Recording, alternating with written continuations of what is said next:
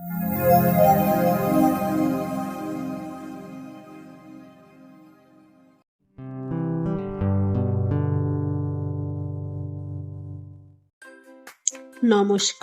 বন্ধুরা, আজ আমি রান্না করব ভেটকি মাছ বোনা।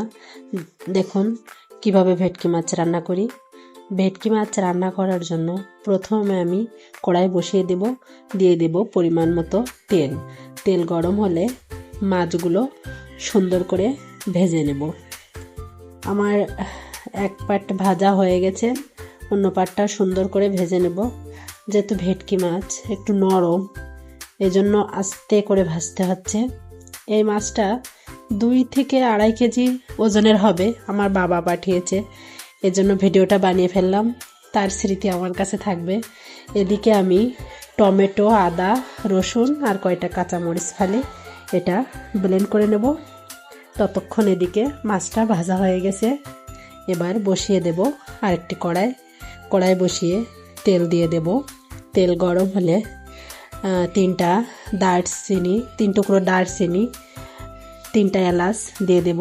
তারপরে 2টা বড় সাইজের পেঁয়াজ কুচি টুকরো টুকরো করে কেটে নিয়েছিলাম, ওটা দিয়ে দেব। দেখুন পেঁয়াজটা একটু লাল লাল করে ভাজতে হবে, লাল লাল করেই ভাজতে থাকবো। যেহেতু পেঁয়াজ একটু লাল লাল করে ভাজলেই ভালো লাগে, এই জন্য পেঁয়াজটা লাল লাল করে ভেজে নেব। ভেজে নিয়ে এদিকে দিয়ে দেব বাটা মশলাটা দিয়ে সব কিছু একটু নেড়ে ছেড়ে নিয়ে ঢাকা দিয়ে রাখবো, যেন মশলাটা ভালোভাবে কষানো হয়।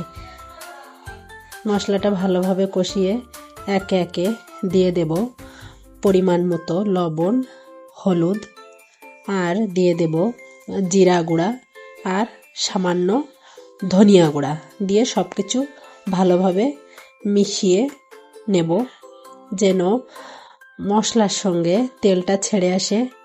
মশলাটা ভালোভাবে না কষালে কিন্তু মাছটা ভালো লাগবে না, এই জন্য আমি একটু সময় নিয়ে মশলাটা ভাজতে দেব। আবার একটু ঢাকা দিয়ে রাখলাম, সুন্দর করে মশলাটা ভেজে নিয়েছি। এবার দিয়ে দেব পরিমাণ মতো গরম জল দিয়ে দিয়েছি। এবার একটু ঢাকা দিয়ে মশলাটা ফুটতে দেব। যখনই দেখব ফুটে উঠেছে তখনই আমি মাছগুলো দিয়ে দেব। সুন্দর করে মাছগুলো দিয়ে দিচ্ছি একটা একটা করে।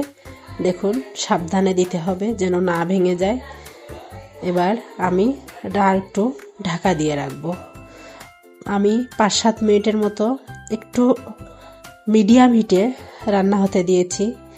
এবার ঢাকনাটা উঠিয়ে আমি দিয়ে দেব স্বাদ মতো গরম মশলা।